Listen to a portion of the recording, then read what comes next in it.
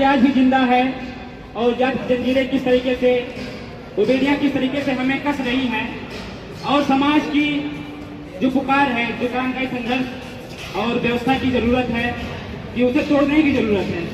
एक इस गीत के माध्यम से आप देखेंगे कि अलग अलग पहलुओं पर किस तरीके से बात की जा रही है। हजारों सालों से गुलामी बेड़ियां चीख कर कहती हैं चाहिए तोड़ दो जाति की जंजीरें, वक्त अब मांग रहा भरपूर तोड़ दो जाति की जंजीरें, वक्त अब मांग रहा भरपूर तोड़। जानवर नारी को कह के फेंक दिया नरक में, जाति में है सबसे नीचे जूती कहाँ पैरों में, ओ भैया जूती कहाँ पैरों में, ओ बहना जूती कहाँ पैरों में। वर्णों की सत्ता ने रौंदा है बिस्तर पर, वर्णों की सत्ता ने रौंदा है बिस्तर पर, उठ जाओ ऐ नारी लगाओ तोड़ दो जाति की जंजीरें, वक्त अब मांग रहा भरपूर तोड़। अलग अलग जाति में बांटा जुड़ न सकोगे यारों, मुफ्त के गुलाम है सारे लड़ न सकोगे यारों, भैया लड़ न सकोगे यारों, बहना लड़ न सकोगे यारों। मनु की श्रेणी ने पुराने गलवे ने काट कर फेंक दो, लगाओ तोड़ दो जाति की जंजीरें, वक्त अब मांग रहा भरपूर तोड़। जातिवाद से जो बिगड़ा है पस्त हुआ है प्यारे, धर्मों के दर्पण भी टूट कर बिखर गए हैं सारे, भैया बिखर गए हैं सारे, बहना बिखर गए हैं सारे। बहुत गहरी जड़ें रोग है पुराना, बहुत गहरी जड़ें रोग है पुराना, काटो ना सूर पुर्जा लगाओ तोड़ दो जाति की जंजीरें, वक्त अब मांग रहा भरपूर तोड़। एक नए हथियार यारों ने दर्शन का सहारा, दिलो दिमाग समाज से फेंको जाति का पिटारा, ओ भैया जाति का पिटारा, ओ बहना जाति का पिटारा।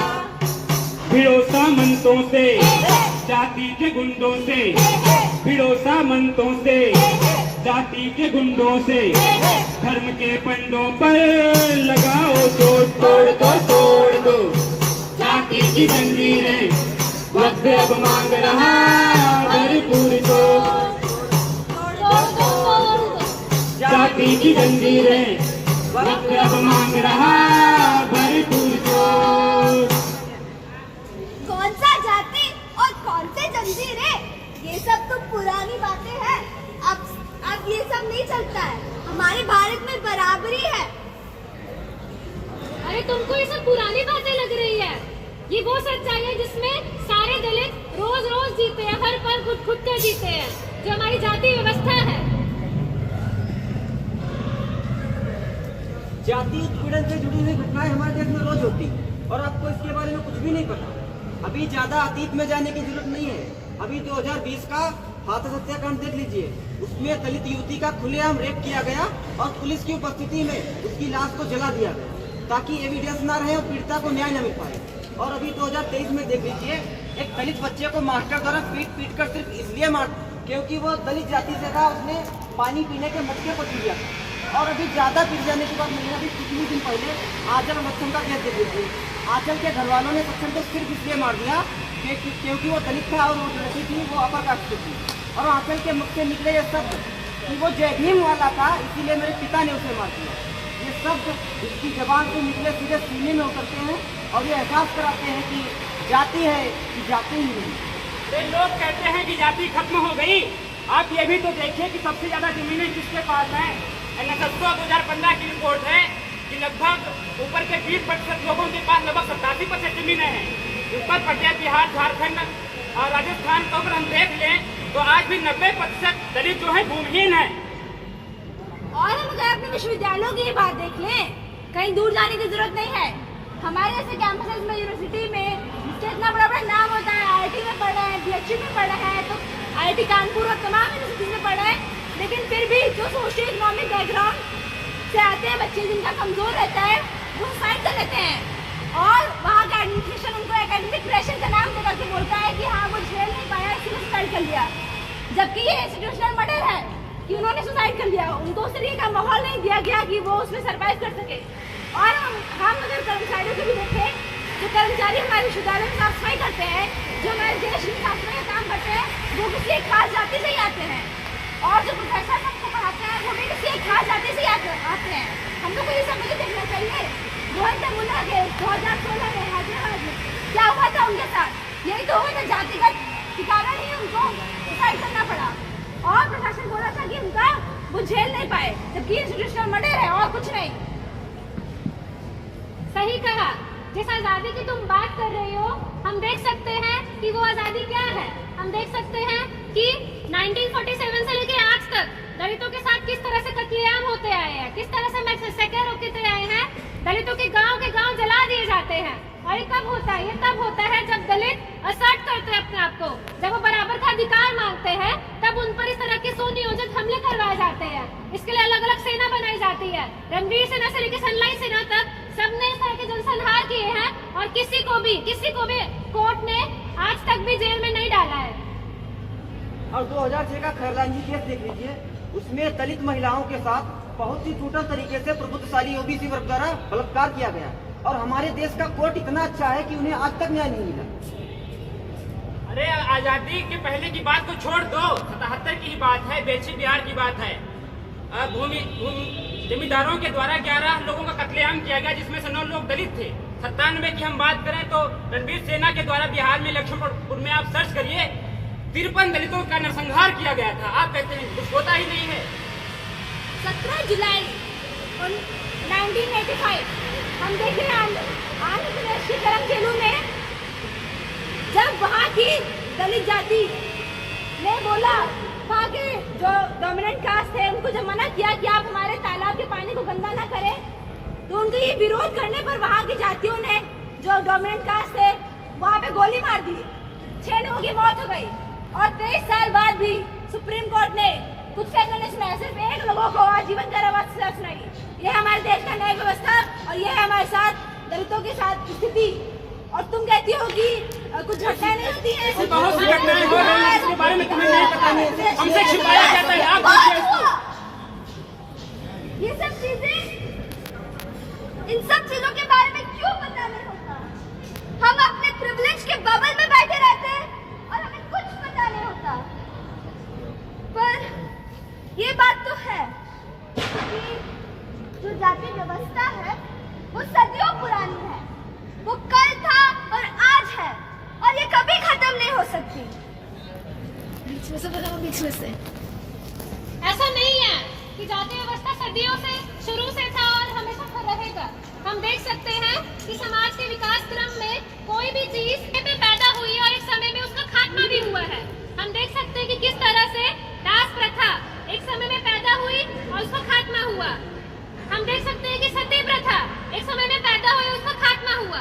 उस तरह से जाति व्यवस्था भी 3000 साल पहले पैदा हुई है, वो हमेशा से नहीं थी, इसीलिए उसको खात्मा होना भी निश्चित है। ये बात तो सही है, जिस चीज को बनाया गया है उसका खत्म कभी ना कभी होना चाहिए, और जो जाति व्यवस्था है शायद ये भी कभी खत्म हो सकती है। बिल्कुल होगी। पर आज भी हम देखते हैं कि ऐसे बहुत सारे पार्टीज हैं जो दलित को रिप्रेजेंट करती है, संसद में रिप्रेजेंट करती है, ये दलितों के शोषण के खिलाफ बोलती है संसद में। तो हो सकता है धीरे धीरे इस रास्ते से जाति खत्म हो। क्या बात कर रही हो तुम? जाति खत्म, वो भी इस रास्ते से? ये पार्लियामेंट्री पार्टी है जो बोलती कुछ और है और दिखाती कुछ और है। कि सूरज को पहचानो भाई, इनसे संभल के रहना है भाई। चोर चीटर बैठे हैं भाई, सेटर बैठे हैं भाई, कुछ दिल्ली में बैठे हैं भाई, कुछ लखनऊ में बैठे हैं भाई, लोग सभा में बैठे हैं भाई, विधानसभा में बैठे हैं भाई। अरे गलती करोगे, आए भरोगे, अरे गलती करोगे, काहे भरोगे जालिम का जमाना जहरीला भाई। इनसे समझ के रहना है भाई, इनसे संभल के रहना रे भाई।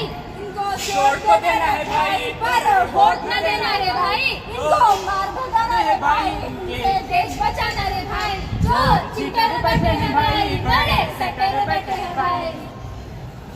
अब क्या बोल रहे हो? हमारे नेताओं को आप चीटर बोल रहे हो? क्या राजनीति करोगे आप लोग? राजनीति तो यही है, जो चीटर है वही तो राजनीति कर रहे हैं। हम देख सकते हैं कि किस तरह से जो भी सारी पार्टियां हैं, जो दलितों के नाम पे वोट बटोरती है, जो अलग अलग जाति के नाम पे वोट बटोरती है, क्या वो जाति का खात्मा कर रही है? नहीं, वो जातियों को और मजबूत करती है। जबकि डॉक्टर B.R. अम्बेडकर ने नारा दिया था जाति के खात्मे का, एनाइलेशन ऑफ कास्ट उन्होंने लिखा था। लेकिन ये सारी पार्टियां, इन सारी पार्टियों का अगर हम मैनिफेस्टो देखें, अगर इनका प्रोग्राम देखें, आप लोग बताइए क्या कोई भी ऐसी पार्टी है जो अपने प्रोग्राम में ये बोलती है कि जाति का विनाश करेंगे? क्या कोई भी ऐसी पार्टी है जो अपने प्रोग्राम में बोलती है कि जमीनों का बंटवारा करेंगे या सारी संपत्तियों का बंटवारा करेंगे, दलितों को भी देंगे? नहीं, कोई ऐसी पार्टी नहीं है जो ये प्रोग्राम रखती है। क्यों? क्योंकि ये लोग नहीं चाहते कि जाति का खात्मा हो। ये चाहते हैं कि जाति बरकरार रहे, ताकि इन्हीं जातियों के बलबूते पर ये लोग वोट बटोरते रहे और अपनी रोटियां सेकते रहे। Doctor B.R. अम्बेडकर ने 1952 में जब उन्होंने लॉ मिनिस्टरशिप से रिजाइन दिया था, तब उन्होंने ये बोला था कि इस पार्लियामेंट्री व्यवस्था से बदलाव नहीं हो सकता। उन्होंने ये बोला था कि लोकतंत्र का मतलब क्या है, कि हर 5 साल में एक बार आप जाकर वोट दे देते हैं, क्या यही लोकतंत्र है? नहीं, उन्होंने बोला था कि जब तक व्यवस्था परिवर्तन नहीं करेंगे तब तक जातिवाद का खात्मा नहीं हो सकता है। तो इसीलिए जो भी सारी पार्टियां हैं, ये केवल और केवल, यहाँ तक कि हम इनके स्ट्रक्चर में देखेंगे, ये केवल और केवल ब्राह्मणवादी स्ट्रक्चर को फॉलो करती है।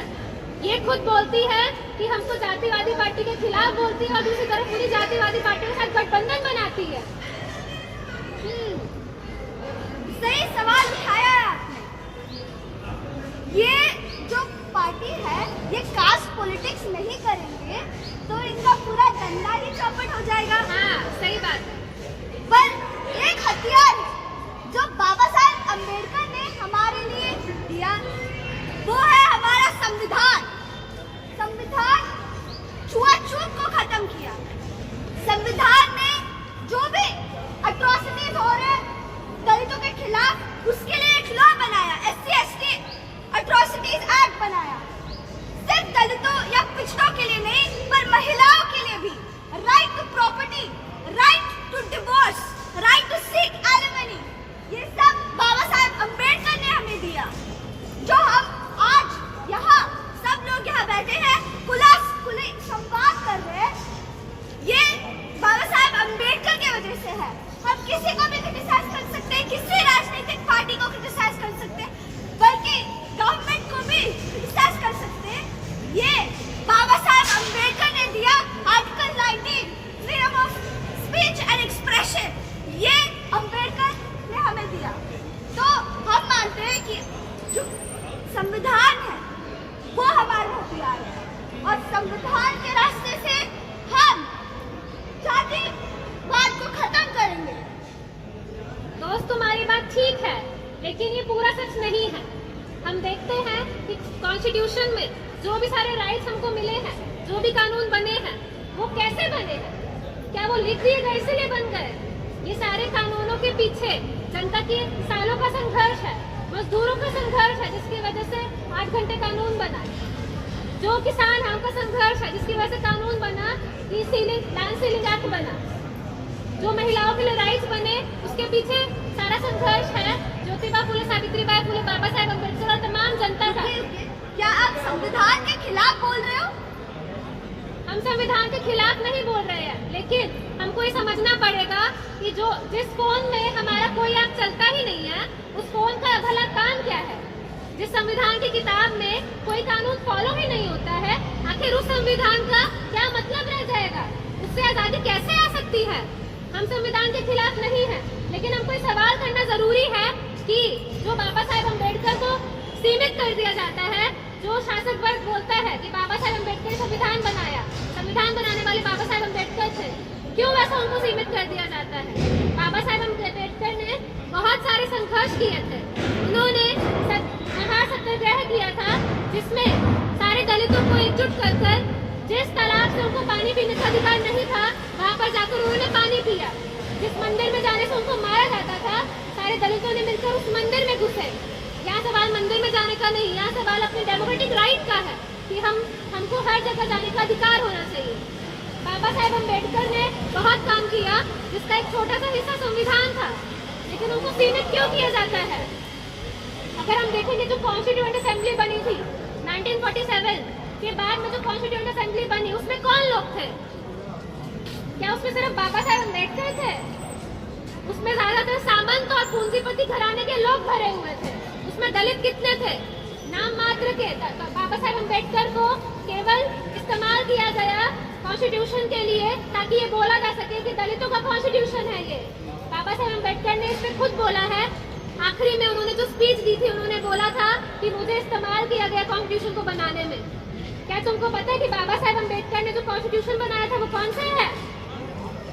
बाबा साहेब अम्बेडकर की पार्टी शेड्यूल कास्ट फेडरेशन द्वारा जो संविधान बनाया गया था, जिसको बाद में स्टेट एंड माइनॉरिटीज किताब में पब्लिश किया गया, उसमें क्या लिखा है? उसमें ये लिखा है कि जो भी सारी जमीनें हैं, जो भी सारी खेती की जमीनें हैं, वो सारी जमीनें नेशनलाइज होनी चाहिए। जो भी सारी इंडस्ट्रीज है, उन सबको हमें नेशनलाइज करना चाहिए। ऐसा उन्होंने क्यों बोला? क्योंकि उनको पता था, और जो कि आज की सच्चाई है, कि सारी जमीनों पे, सारी इंडस्ट्रीज पे, सारी संपत्ति पे सिर्फ कुछ मुट्ठी भर लोगों का हक है। जो तमाम दलित पॉपुलेशन है, जो मेहनत करने वाली पॉपुलेशन है, वो इन सब चीजों से वंचित है। और अगर हमने कॉन्स्टिट्यूशन में राइट टू प्राइवेट प्रॉपर्टी दिया है, इसका मतलब हमने उन दलितों के खिलाफ काम किया है, ना कि उनको उनका हक दिलाया है। इसीलिए उन्होंने बोला था कि ये कॉन्स्टिट्यूशन को मुझे यूज किया गया, उनका कॉन्स्टिट्यूशन को नहीं लाया गया। अच्छा जी, ठीक है, मान गए। कोई भी रास्ता बचा नहीं है, तो हम सब लोग ऐसे बैठ जाते हैं। ना ही संविधान का रास्ता बचा है और ना ही संसद का। आप ही बताएं कि कौन सा रास्ता बचा है?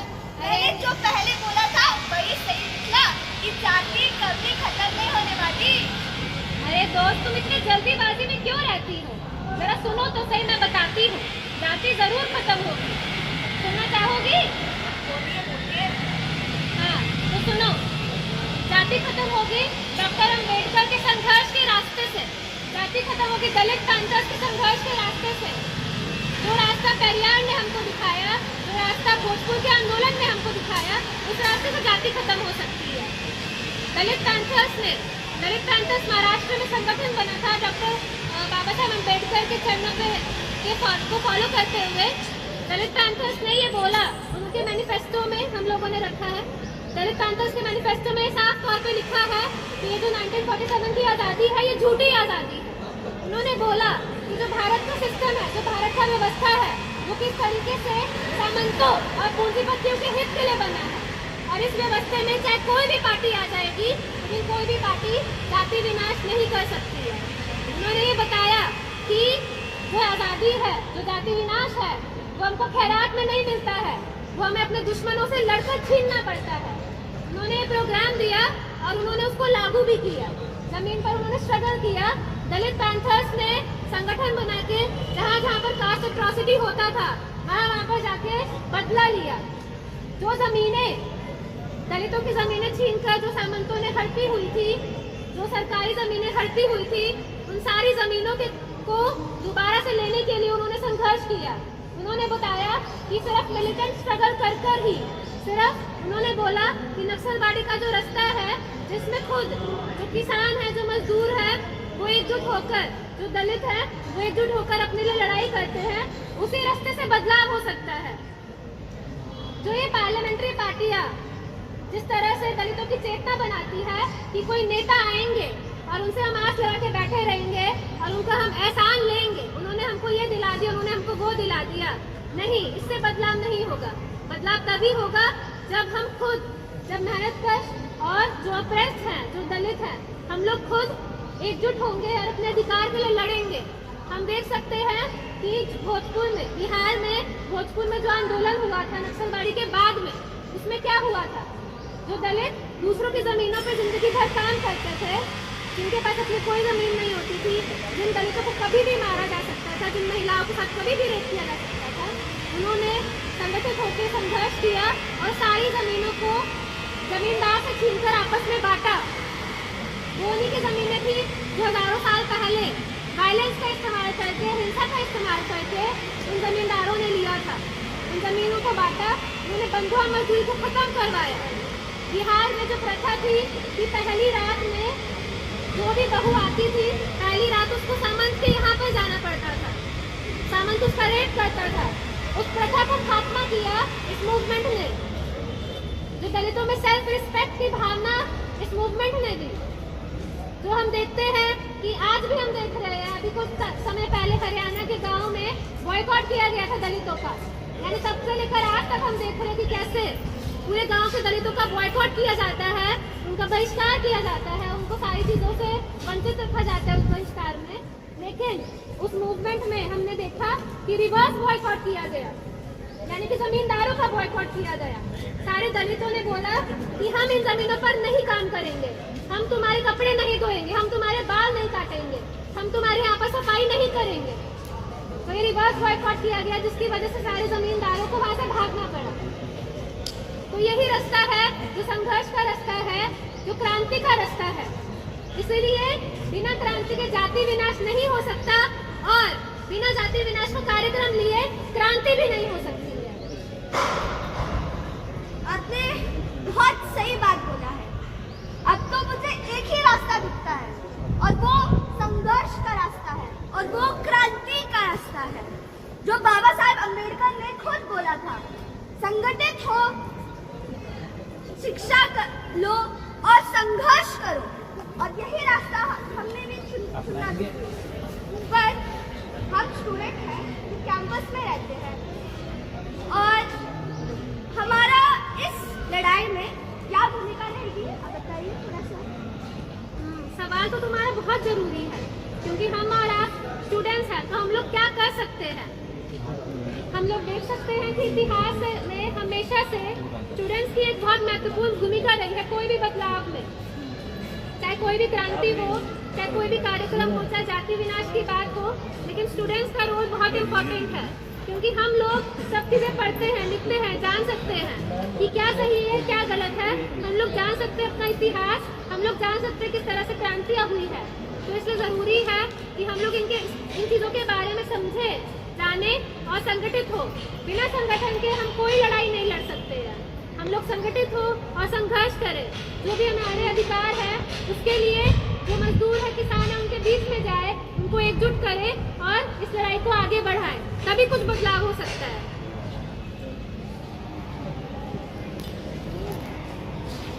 आज हम देखते हैं कि जो स्टूडेंट है कैंपस में, हम देखते हैं कि जो हमारा संगठन है भगत सिंह स्टूडेंट मोर्चा, वो भी भगत सिंह और अंबेडकर के रास्ते पे चलता है। तो हम इसको नारे से खत्म करते हैं। जय जय जय जय जय भीम, जय भीम, जय भीम, जय जय जय जय जय भीम, जय भीम, जय भीम।